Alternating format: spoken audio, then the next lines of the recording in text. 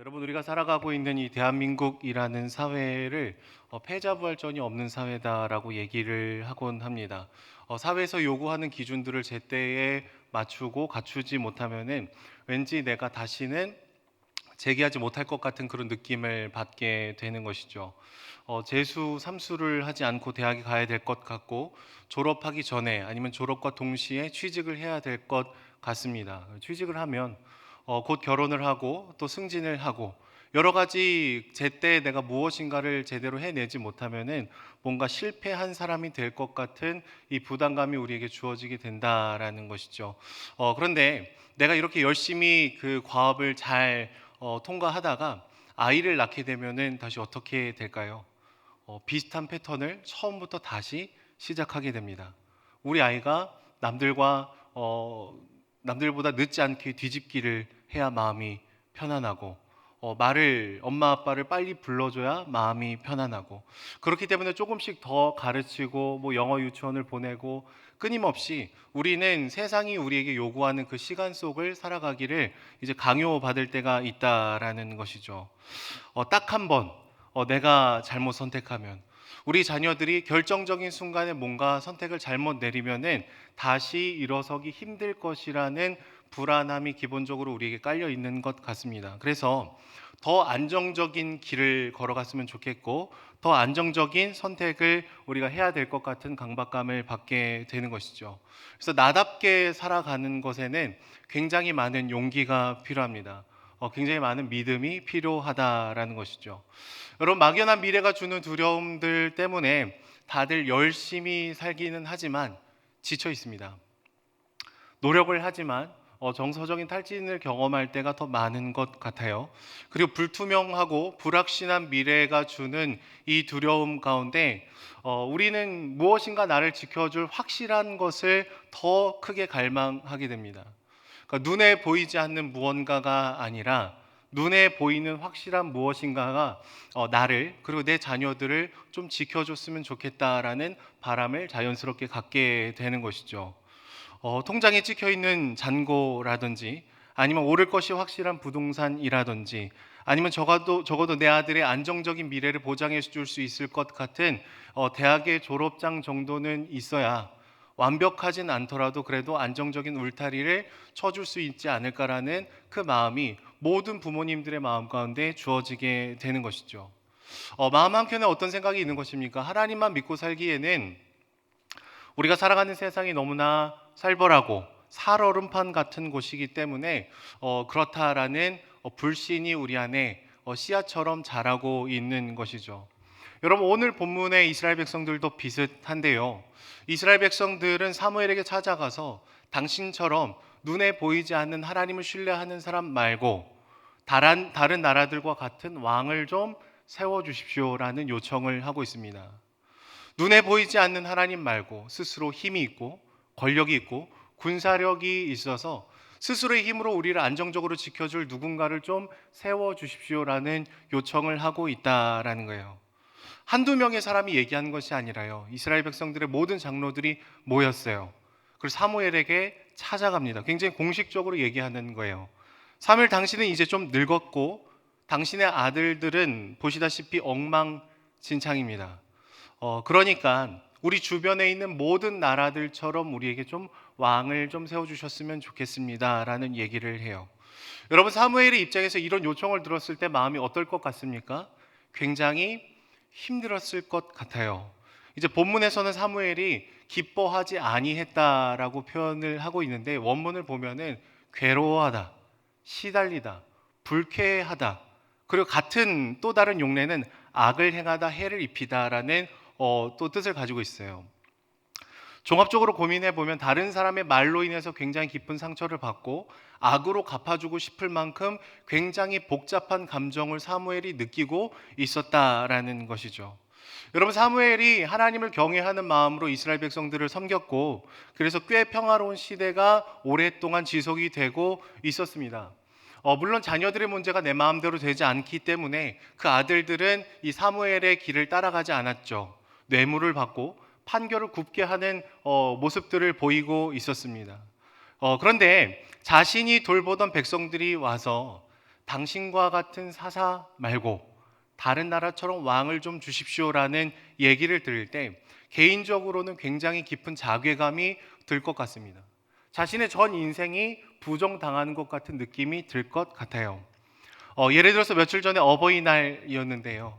우리 사랑하는 자녀들이 어버이날에 찾아와서 감사를 표하고 뭐 사랑을 표현하는 것이 아니라 아버지 저는 아버지가 참 싫습니다. 아버지처럼 가난하지 않고 돈도 많고 꽤 능력이 있는 부모님이 나를 어렸을 때부터 키웠더라면 좀 더 제 인생이 평탄했을 텐데 아쉽습니다. 라는 얘기를 어버이날에 와서 한다면 여러분 그 얘기를 듣는 아버지의 마음은 어떨 것 같습니까? 미안한 마음 또 한켠에 있겠지만 굉장히 깊은 좌절과 절망과 분노가 뒤섞여서 표출될 것입니다. 내가 너를 어떻게 키웠는데, 내가 너를 얼마나 사랑했는데, 내가 완벽하지 않았지만 너를 위해 얼마나 기도하고 그렇게 희생하고 헌신했는데 네가 어떻게 나한테 그런 얘기를 할 수 있냐라고 외치고 싶을 것 같아요. 여러분 사무엘이 그랬을 거예요. 그런데 그는 자신의 감정대로 반응하지 않습니다. 자신의 권리를 주장하지 않고 자신의 감정대로 있는 힘껏 내리치지 않고 있어요. 그는 그저 하나님의 이름을 찾고 그분 앞에 나아가서 엎드립니다. 자신의 전 존재가 부정이 당하는 그 순간에 자신의 전부이신 하나님께 나가서 지금 기도를 시작하는 것이죠. 저는 설교를 준비하면서 이 대목 가운데 사무엘이 얼마나 하나님을 경외하고 그분과 친밀한 관계를 맺었는지를 묵상하게 됐습니다.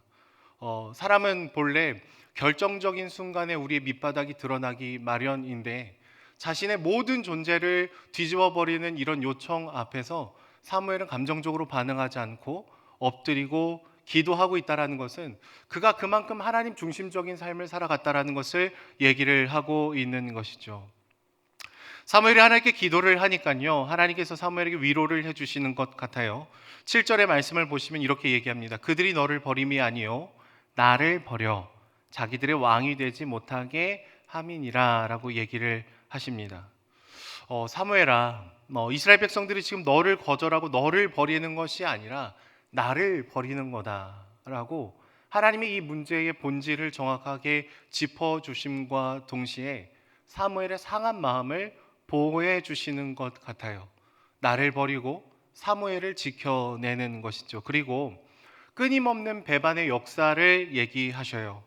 이스라엘 백성들은 내가 그들을 애굽에서 구출해낸 바로 그날부터 오늘까지 항상 변함없이 신실하게 나를 버리고 다른 신들을 섬겨왔다라는 얘기를 하시죠. 그런데 오늘은 너한테도 그러는구나 라는 얘기를 해 주십니다.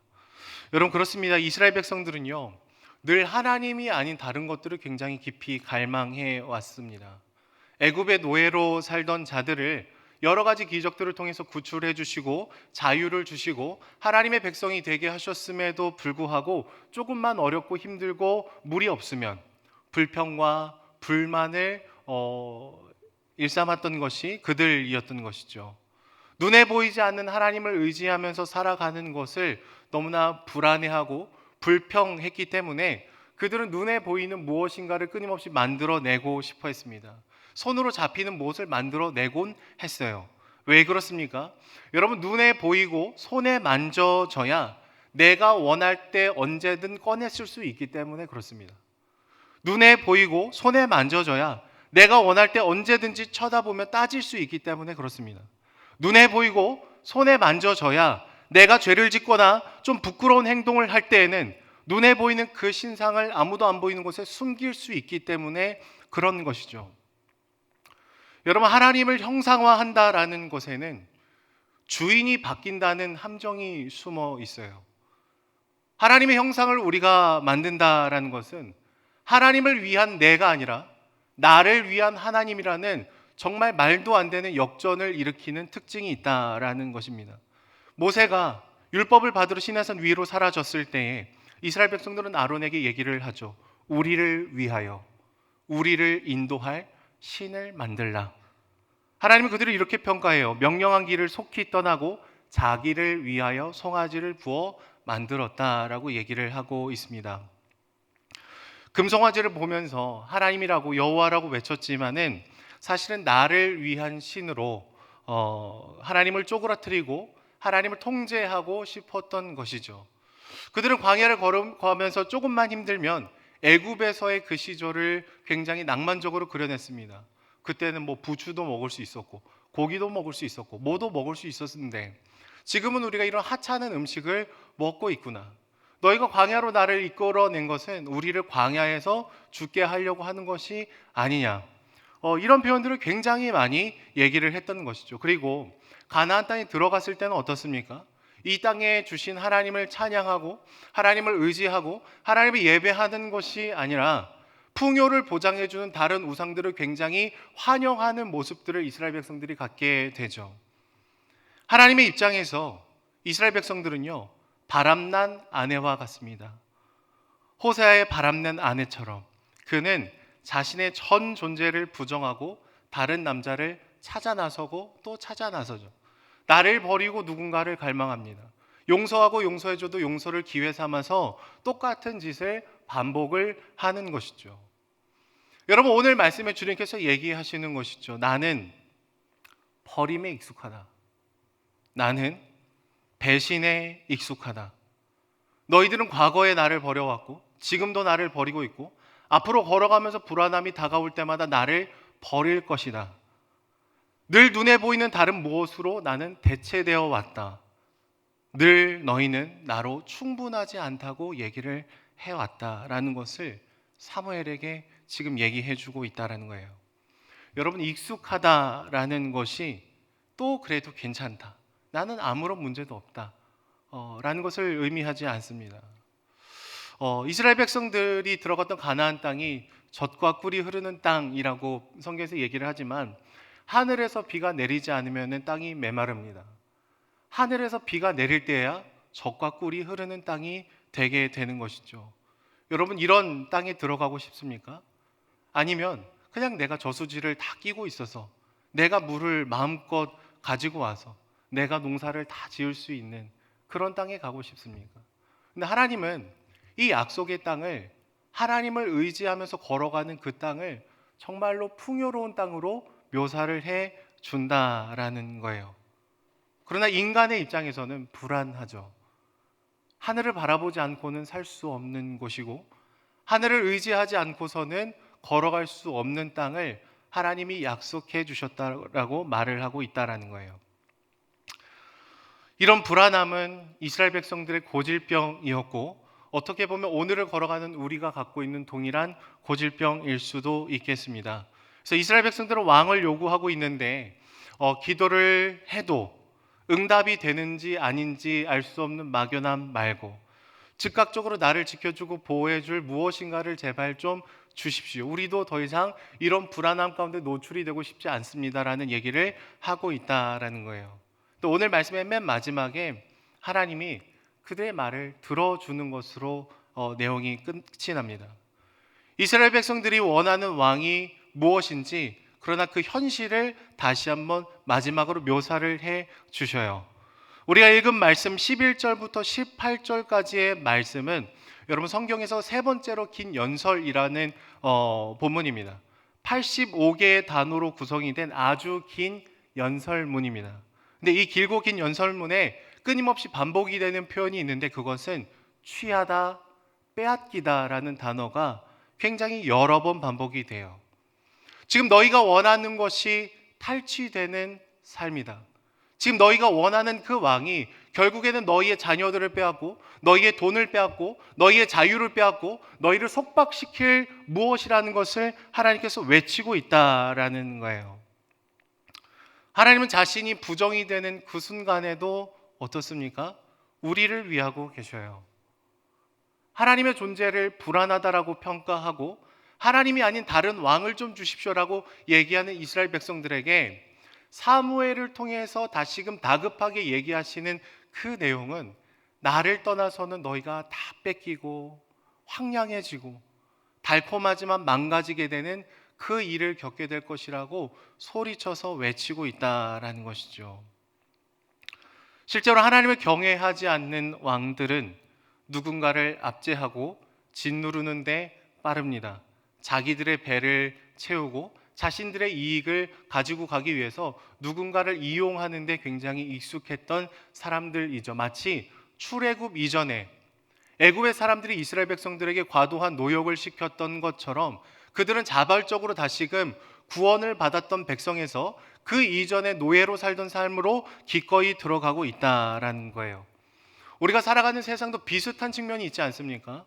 하청에 하청으로 도급을 주고 또 하청에 하청을 2차, 3차, 4차 하청을 도급을 주게 되면은 나름대로 열심히 하고 최선을 다하고 노력을 하고 모든 것을 다해 쏟는데 남는 게 없습니다. 몸이 상하고 힘들고 어려운 심정만이 남게 되는 것이죠. 직접 고용하지 않고 책임을 떠넘기면서 이익은 다 가져가는 구조가 기본적으로 하나님을 경외하지 않는 사람들이 추구하는 구조고 강화시키는 구조일 수밖에 없다라는 거예요. 자신들에게 유리한 정책들을 발휘하게 되고 기득권을 지켜나갈 수밖에 없게 되겠죠. 왜 그렇습니까? 그들의 마음에 하나님이 주인이 아니기 때문에 그래요. 하나님이 왕이 아니기 때문에 그래요. 굉장한 힘과 권력을 가진 몇몇의 사람들만 그런 것이 아니라 우리도 나름대로 내가 조금 더 위에 설 수 있는 그 순간에 하나님이 왕이 아니라 내가 왕이 되는 순간에 우리가 갑이 될 수가 있다라는 것이죠. 하나님은 끊임없이 그런 길로 걸어가서는 안 된다. 누군가를 망가뜨릴 뿐만 아니라 너 자신의 인격도 뒤틀어지고 망가질 수밖에 없다라는 것을 경고를 하고 있습니다. 그런데 이스라엘 백성들의 반응은 무엇입니까? 19절과 20절의 말씀을 보시면은 사무엘의 말 듣기를 거절하여라고 얘기하고 있어요. 거절했어요. 귀를 닫았습니다. 마음을 닫았어요. 그리고 항변하는 내용을 자세히 보십시오. 아니로소이다. 우리도 우리 왕이 있어야 하리니 우리도 다른 나라들 같이 되어 우리의 왕이 우리를 다스리며 우리 앞에 나가서 우리의 싸움을 싸워야 할 것이니이다. 여러분, 이스라엘 백성들의 마음의 본심이 무엇입니까? 그들의 마음에는 하나님은 온데간데 없습니다. 하나님이 주인이 아니에요. 우리가 섬길 왕을 주십시오가 아니라 나를 만족시킬 왕을 좀 주십시오. 내 싸움을 싸워줄, 내 인생을 안정적으로 지켜줄 누군가를 내게 제공을 해 주십시오라고 얘기를 하고 있어요. 짧은 2절에 우리라는 단어가 7번이나 반복이 됩니다. 7번은 완전수예요. 이들의 마음은 완전히 하나님을 불신했고 하나님의 말을 듣지 않았고 하나님의 보좌를 찬탈하는 모습을 지금 보이고 있다라는 것이죠. 하나님을 위한 나라는 존재가 아니라 나를 위한 하나님. 그러나 그 하나님이 내 마음대로 컨트롤이 되지 않자 당신 말고 왕을 좀 주십시오라는 요청을 하고 있는 것입니다. 여러분, 그러자 하나님은요 다 설득하고 소리치고 외치고 경고해 주신 다음에 그제서야 주님은 왕을 세워라 라고 얘기하셔요. 이것은 내버려 두심입니다. 네 멋대로 한번 해봐. 네가 정말 갈망하는 그 길을 걸어가봐.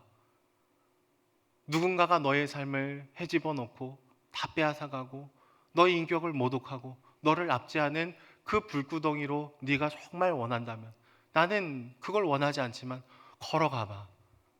그게 우상을 숭배하는 길이고 눈에 보이지 않는 하나님을 불신하는 길이라는 것을 얘기를 하고 있는 것이죠.